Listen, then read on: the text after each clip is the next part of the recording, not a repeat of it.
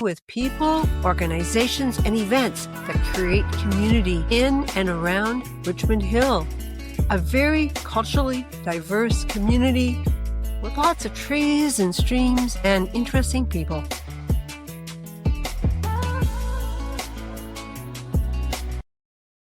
On this podcast, I welcome Dr. Reza Moridi, someone I've known for quite a while. I did have him on the podcast back in 2022 to talk about the Women Life Freedom protest. For this podcast, we're going to focus on the recent Free Iran protests. So welcome, Reza.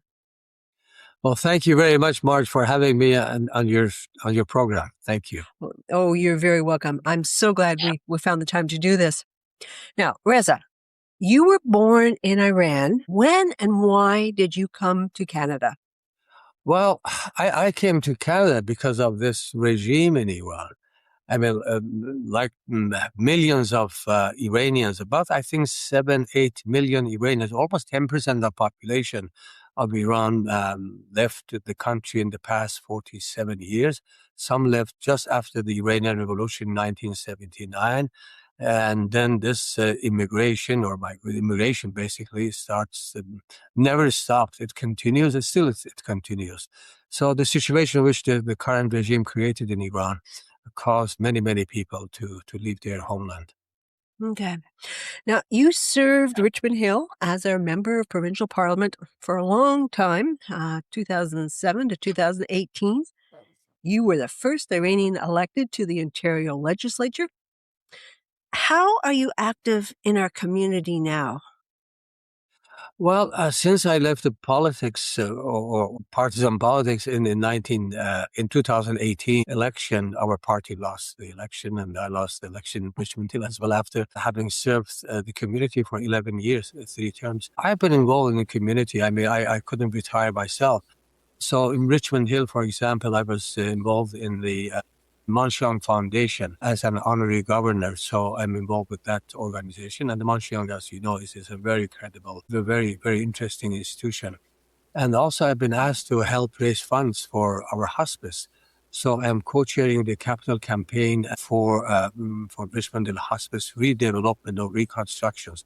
We have to raise around $14-15 million to reconstruct the present hospice in Richmond Hill. So, and a part of that, Richmond Hill, I served, I think, for 4 or 5 years. I chair the advisory board for York University's Faculty of Sciences. I also served for 3 years as a trustee at the Royal Canadian Society for Science. I have been serving as the chair of the board of directors of the Radiation Safety Institute of Canada since I left politics. So I've been quite active in the community at large. And also, I am now senior fellow at the Massey College of the University of Toronto. So I'm involved in academia that way as well. Wow, you certainly are very busy. So you certainly didn't just disappear after you left politics in 2018. And I still see you involved in politics. You haven't entirely hung up your hat. Now, there is a large Iranian community in Richmond Hill and the GTA. And I suspect they probably all know you. What do you estimate the Iranian population to be? Well, in the GTA, Marge, I think maybe around 150 to 200,000 in the GTA or in Ontario. But in Canada as a whole, I'm hearing figures around 300 or 350,000. Okay, that's a significant number. Now, I am very interested in helping the non-Iranians to understand what's going on. So I want to review what's been happening there in the last 47 years. I think this could be a daunting task, but we'll try. So, as you've said, a lot of Iranian people came here when there was this change in government back in 1979. The monarch was overthrown and the Ayatollah came to power. So who or what was the monarchy and why was there a desire to get rid of this king? What was going on? Well, there was a number of factors. I mean, the Iranian Revolution, knowing Iran from just geopolitical perspective, Iran has been in a very located in a very sensitive area on this planet. I mean, before dissolution of the Soviet Union, Iran had about 2,500 kilometers of border with the Soviet Union. It was a kind of iron curtain. So you could imagine the sensitivity of being next to Soviet Union before during the Cold War. So that was one major point. The second major point was oil. Iran at one point was producing maybe 30-40% of the world's oil. So that is another major factor. The other thing is, of course, the Persian Gulf. Even today, about 20 or 30% of the world's oil come from Persian Gulf, which the northern shore of Persian Gulf is controlled by Iran, and particularly the Strait of Hormuz is controlled by Iran. So Iran is a very sensitive place from the geopolitical point of view. Well, the former Shah, following the previous Shahs, there was this dictatorship to a certain degree, but in the meantime, we had parliament, we had freedom, whatever you wanted to do. And there was only two restrictions, if I may categorize. One restriction was that you couldn't be a communist. The second restriction, you couldn't criticize the government, the royal family. But putting these two aside, you had every freedom you had, almost every freedom you had. So I don't know, really. I mean, there are historians, they think that there was partly foreign interference, partly just, this services inside or criticism inside Iran, certain groups, they were criticized and so they all put hands to hands. And then, of course, this revolution, unfortunately, this revolution happened. And this not only affected March Iran, but it impacted basically the whole Middle East and even the whole world these days. We can see that the elements of this regime, even today, they are in Canada. There are several hundred elements of this regime. They are living in Canada. Some of them, they are Canadian citizens now. So the existence of this regime is not only threatening Iran and the Middle East, but it's threatening the whole world. Okay, so there's a lot to think about, but in 1979, the Islamic Revolutionary Guard took hold, they became in power. And, I think I've heard that a lot of people were surprised. They did not turn out as many people in Iran had thought. Can you sort of explain that? Well, the nationalists and the left nationalists, socialists, they were thinking, they were thinking that, okay, now if we do revolt and then they bring some democracy to Iran, because in 1905 or 06, Iranians brought the constitutional revolution. Iran was the first country in Asia to bring constitutional monarchy. But in fact, over the years, that didn't work, really. The monarchs, they didn't follow the constitution. Particularly the former Shah didn't follow, and his father also didn't follow the constitution. So people were angry, people were upset, and they thought that now it is the time basically to get rid of the monarchy and to bring republic so that people will have, say in the future and the present of their own country. But what was happened, because there was a political vacuum in Iran during the Shah's time, there was no political party. You couldn't be a member of the political. There was a political party actually established by the king himself, which sounds very odd that the king sets up a political party, but he did. So in fact, there was no independent political party. There was a political vacuum, basically. Okay. And then the clergy filled in that vacuum. And they had the infrastructure, they had their network, they had their money. So very easily they grabbed the whole power. So the nationalist groups, the leftist groups, they were empty-handed. They didn't have anything. They didn't have much, no network, no money, nothing. So the clergy, they were easily grabbed the power, and that's what they did. Okay. So the Ayatollah Khomeini ruled until his death in 1989, and then Ali Khamenei, it's spelled similar but different person, was appointed to be the new supreme leader. Can you say anything about this? Yeah, well, Khomeini died based on the constitutions. A group of mullahs, I think 40 or 50 of them, they appointed the current guy, Ali Khamenei, to become the supreme leader. So they followed somehow the constitution of this republic, the Islamic Republic, and somehow they didn't actually, because at that time, Khamenei was not, in terms of ranking of the caliphs, he wasn't the Grand Ayatollah. And that person must have been a Grand Ayatollah, not just an Ayatollah. So he must be a pope in Christianity, It couldn't be a cardinal. So, but at that time, in fact, his ranking was more or less like a cardinal or even less than a cardinal. Equivalent in Christianity. But anyway, they just, they did it, and then he became leader, but he wasn't supposed to be there for 37 years. That is the person that's in power currently, correct? Yes, for 37 years now, yes. 37 years, okay. So how have things been in Iran in the last few years? Like, what's the economy like? Well, Iran's economy before the revolution was one of the leading economies in the world. The economic growth was about 9%. Iran's economy was even equivalent or even bigger than the economy of South Korea. And you can imagine where South Korea is today and Iran, where Iran is.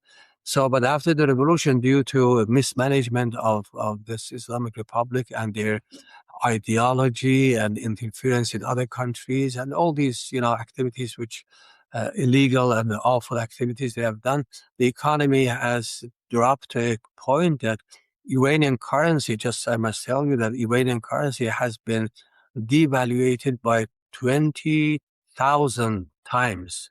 Wow. That's hard to Yeah, imagine. yeah, Iranian currency before 1979 revolution, 7 units was $1. Now 140,000 unit is $1. So 20,000 times has been devaluated. So you can imagine where is the state of the economy in Iran. Now, I feel like we should mention the Iran-Iraq War that lasted from 1980 to 1988. It did take a toll on Iran. Like, how do you see that as having affected Iran? Well, the war lasted too long, 8 years. Initially, it stated by agitation from Khomeini in Iraqi affairs. That is how the war started in reality. Khomeini wanted to export his Islamic revolution to Iraq because Iraqi population, they are composed of two major ethnic groups. One is the Kurds, who are Sunni Muslims, and they are totally different ethnic groups. And then the others are Arabs. And among Arabs, there are two different religious groups. One group are Shia Muslims and the others are Sunni Muslims. Apparently, the Shiites are in majority among the Arab population. So Khomeini wanted to export his Islamic sort of ideology, which he has developed its theology or theory or something, his own interpretation, to Iraq. And of course, Iraqis didn't want this. And then at one point, Saddam Hussein, who was the president of Iraq at that time, he invaded Iran. And then the war extended. And when the war happened, Khomeini called war as a gift from God. And in fact, it was a kind of gift to him because that helped him to continue his rule. So every complaint basically was shadowed on the countries at war, and they extended until for 8 years. So it brought Iran basically to its knees. Okay. So in 2002, I think a lot of us remember there was the death of Mahsa Amini. Right. She was killed for really improperly wearing her head covering. And then there was this huge women life freedom protest that did come to Richmond Hill. Have things changed for women after that? Well, this revolution or that movement, which started in 2002 after killing that young lady in Tehran, just for not wearing properly her headscarf, well, that created a huge, basically, revolution inside Iran. But the government basically cracked that down by their military forces. These people marched, they use force with no restrictions. They are killing people on the streets like hunting animals in jungle. That is what they are doing. And also they bring terrorist groups from Iraq, from Afghanistan, from Pakistan, to Iran as well. So part of those people who are killing people on the streets, they are not Iranians.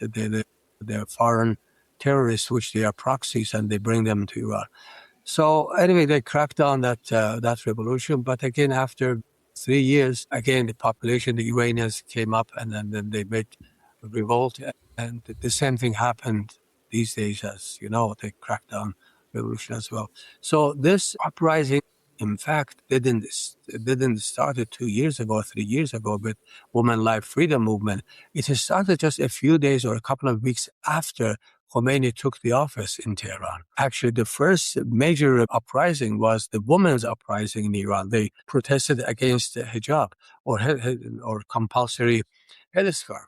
A large number of women and some men as well. They poured to the streets, and then they protested against that. And then again, they cracked down. But again, this didn't start in the Kurdish area of Iran. There was a big revolt against the regime, and in other parts as well. So it continues. I mean, it continues, and then it gets cracked down, and then after a couple of years, again, the same thing comes back.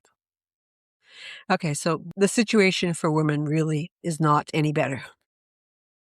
No. Situation is not only for, well, women in fact suffers twice. Being they experience, they experience difficulties which every person, everybody experiences. But being a woman, of course, you experience much more restrictions. Okay. Now, December 28th, 2025, not too long ago, there been started a lot of more protests in the markets of Tehran, and things quickly escalated. You know, what were the conditions that led to this protests? And yeah, why is there such economic strife right now? Well, as you mentioned, Marge, the current or the recent protest started from bazaar or shopping mall in our culture. These are the traditional huge shopping malls in major cities in Iran, and traders there basically. They thought that the currency is devaluing minute by minute.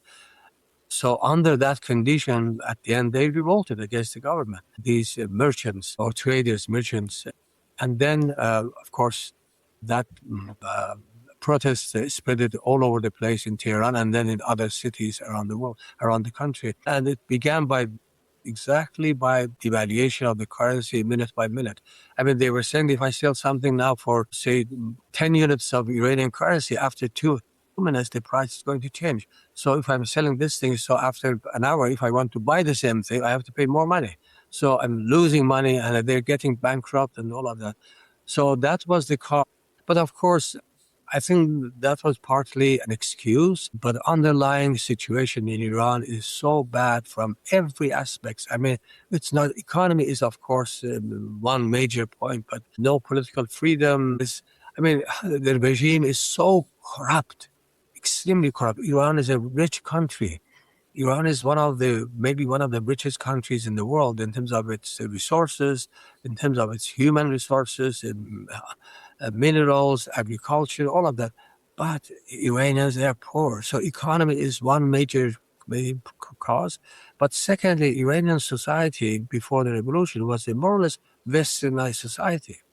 And as I said, in 1905, they brought constitutional monarchy in Iran. I mean, there was a revolution in the whole Muslim world. Iran was the first.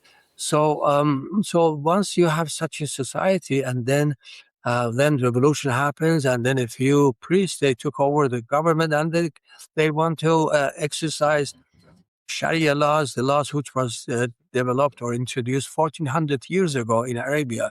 And then they want to implement those laws in Iran. I mean, people wouldn't accept that. And they didn't right from day one. Okay. And also, they start killing people, as simple as this. So they don't hesitate killing people. This is, I mean, all those parameters, all those mismanagement, and I can't just explain easily that there are so many factors. They caused people just to pour to the streets. Okay. So was it mostly young people who are out protesting and hence killed? Or was it everyone? Well, there was everyone. I mean, particularly in this recent uprising, the Bazari people, the merchants, they were all, middle-aged people or maybe older people. They were not young people. Maybe there were some young among themselves as well, but they're mainly, middle-aged people. But generally speaking, of course, in this kind of revolutions, the young people, get more excited. The students in universities and colleges, for example, and the others. So they are the ones who are first on the streets. I think everywhere on the planet, the young people. But of Yeah. course, the others, the elderly, they follow them. And the same thing happened in Iran. So that's why many, not only young people, but middle-aged people, they were also killed. All They killed killed. so Yeah. many people. Now we can get to that. Yeah.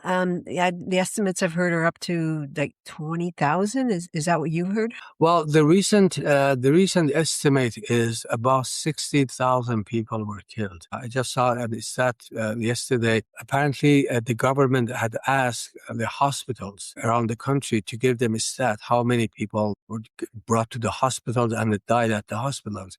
That number is $15,000 based on government stats. We some people managed to get that number out to the West. And when they did the calculations and estimations saying that many, many people, they died on the streets, they didn't get to the hospitals. Yeah. And some people, they didn't, the families, they took the injured person to the home. Yeah. So making those, estimates, that would be around 60,000 people just killed, and more than several hundred, maybe 200,000 people, they get injured. And yes, Yeah. the toll is so high. I think the action of the regime in the recent uprising march is very, very close to a crime against humanity. This violence happened more than just in the capital city of Tehran, correct? No, yeah, that's right. It happened almost in large and small cities around the country. Okay. So I believe things have settled down now. Is that right? Well, the government, in 2 days, they shut down the internet and the phone system on January 17 and 18, that weekend. And the major killing happened on those 2 days. And then the internet was off for several days. So now, yeah, now basically they managed to crack down the uprising. But still, that fire is burning, and I think it will flame in the near future. Now, do you believe Trump's threat to step in had an influence? Well, I mean, it's very hard to say, but as you know, President Trump says something today and changes his mind tomorrow, and then again changes his mind. So that's his strategy. But when he came out and he said, help is on the way, that persuaded so many Iranians to pour on the streets. And of course, they got killed. Yeah. I mean, the reality, Marge, is that the Iranian people, they cannot bring this government down with their own hands. This has proven over the past 47. Though I've always been personally against invasion by another country or to bring this regime down.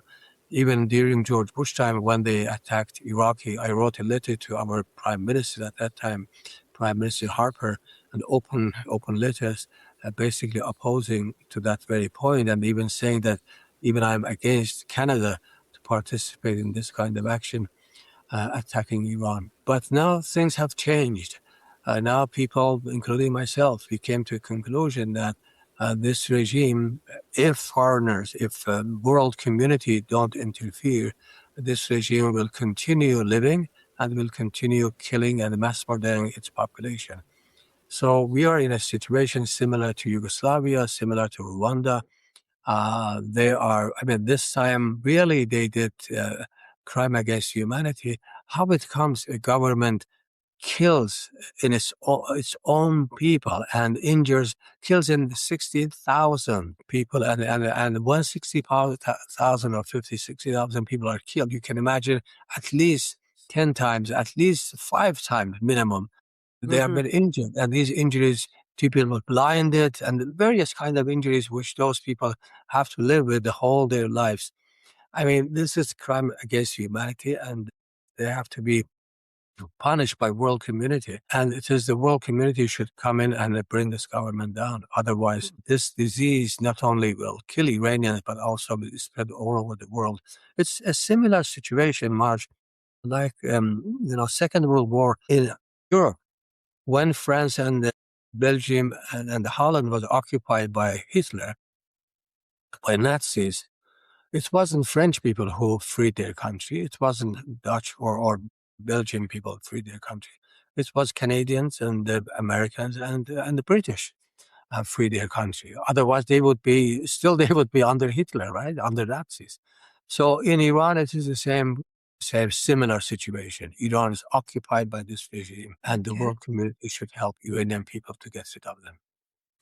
Okay. So there have been two protests in Richmond Hill recently. January 10th, I think 20,000 people, and January 17th, about 30,000 people. I had heard more than that, but 30,000 is sort of the official count.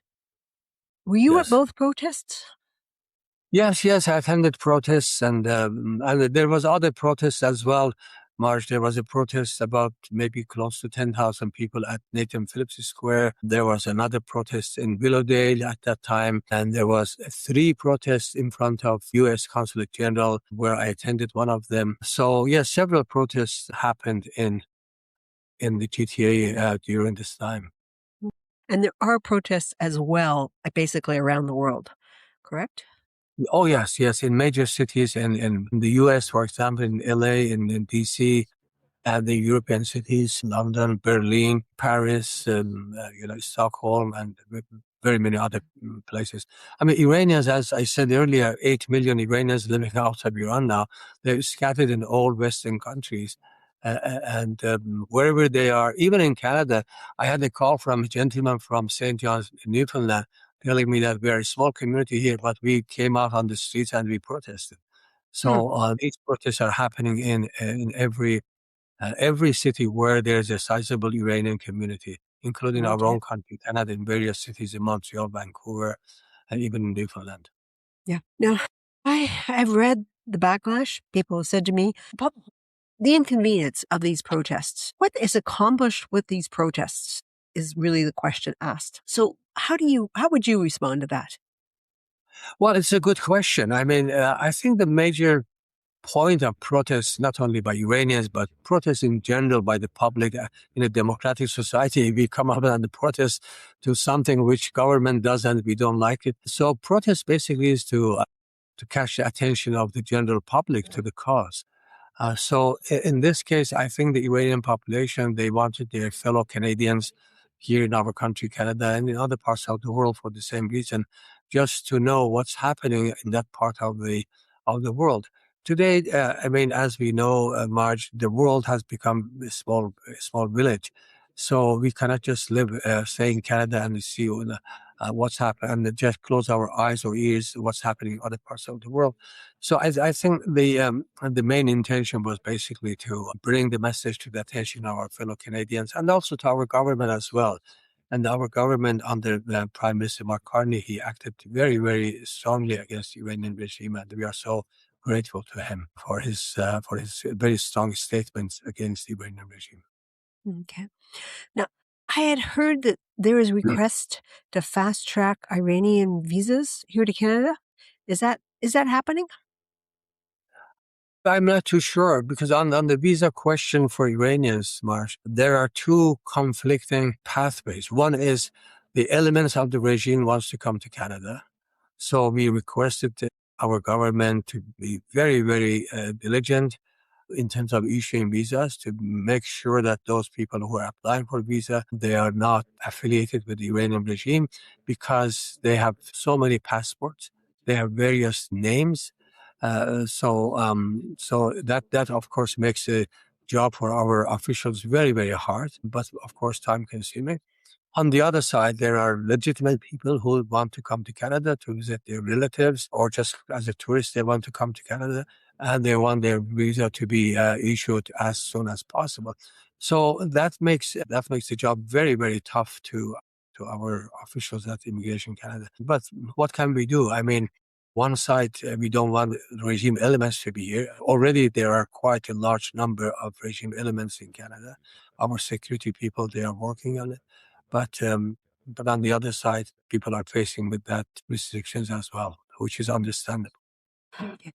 So I don't know if you can really answer the question, but what is the solution to the situation in Iran? Like, is economic reform necessary? And isn't that tied to the US tariffs? No, U.S. tariff has nothing to do with the Iran situation. Iran situation is just political. The root Okay. cause is political. The root cause is the extreme Islamic ideology, which Ayatollah Khomeini brought and imposed to the Iranian society, which was a secular society, a Muslim country, of course, but a very secular, westernized society. Suddenly everything changed, and then they start to implement Sharia laws, the laws which was developed 1400 years ago. If somebody steals a loaf of bread, you have to cut his hand, for example. I mean, this kind of laws. Or a man can marry with 4 women and unlimited number of temporary marriages. I mean, or a woman cannot be a judge. I mean, so many restrictions like this they have brought. And of course, the population, people wouldn't accept that. So the solution, as you asked for, the solution is dissolution of this regime, this government, and bringing a secular democratic government in place of this regime. That is the solution. Otherwise, Mhm. this situation will continue. And this regime is not only ideological regime, Islamic ideology, very radical, but also in terms of military. I mean, they have terrorist groups like Hamas, Hezbollah, Hashad al-Shabi in Iraq, the Yemenis, the ones in Pakistan, another terrorist group in Afghanistan. And also they were very close friend of Maduro in Venezuela for money laundering and so many other things. And drug trafficking, by the way, in Iran by these elements of this regime. So it is like a cancer among the world community. Okay. This tumor has to be cut and then removed. That is the solution for Iran and also for the whole world, I must say. Now, there is talk that the exiled son of the Shah, the person that was there back in 1979, Reza Yeah, Pahlavi, right. he's been in the US since 1978, that he should go back and be the leader. Have you ever met him? And do you think him going back and the monarchy being reinstated or some other form of government? What are your thoughts on that? Well, yeah, I have met him a number of times and I've spoken to him a few times. So, yeah, he is one of the leaders of the opposition, very, very distinct leader of the opposition. And he is saying that, okay, well, he said our main aim is to bring down this regime and then, form a government, a transitional government, and the transitional government will do a referendum across the country to see whether people like monarchy or, of course, constitutional monarchy or republic. So whatever people decide, he says, I will accept that. But his first intention is to help people to bring this regime down. Okay. So he's the most distinguished leader among the opposition leaders in Okay. Iran. Okay. Is there anything else that you wanted to add? Well, I want just to say thank you to my fellow Richmond Hillians, people of Richmond Hill. I am sure that these demonstrations on Yonge Street disrupt their regular life when they are, the street, Yonge Street is a major street of Toronto, GTA, and of course, our city, Richmond Hill, and when the street is blocked, and there are lots of, say, 30,000 people, noise, and disruption of traffic, of course, make disruption to their ordinary life. So I want to tell them that we are so grateful to them. As an Iranian, I can speak to the community on that. We are grateful for their patience and for their understanding and also for their support to the Iranian community and Iranians around the world. So that is my gratitude. I want them to hear that as their former member at the provincial parliament and as a person who is the citizens of this beautiful city for 35 years. I am so grateful to them. Okay. Thank you for saying that. I do end the podcast asking the same question of all guests. If you had a magic wand and could make one thing better in the world, what would that one thing be? Just serving the people, serving the community. Okay. So very nice. Okay. Well, thank you, Reza, for taking the time to do this podcast. I have so appreciate all your insights and your history, your knowledge. So again, thank you. And I hope to see you around town soon. Thank you, Marsh. Thank you for having me at your program. Thank you so Thank you. much. You're welcome.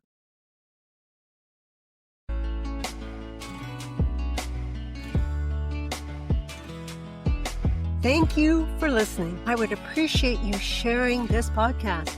Consider emailing me at Marge, M-A-R-J, at margeandre.com. I would welcome suggestions for podcast guests. Let's stay connected.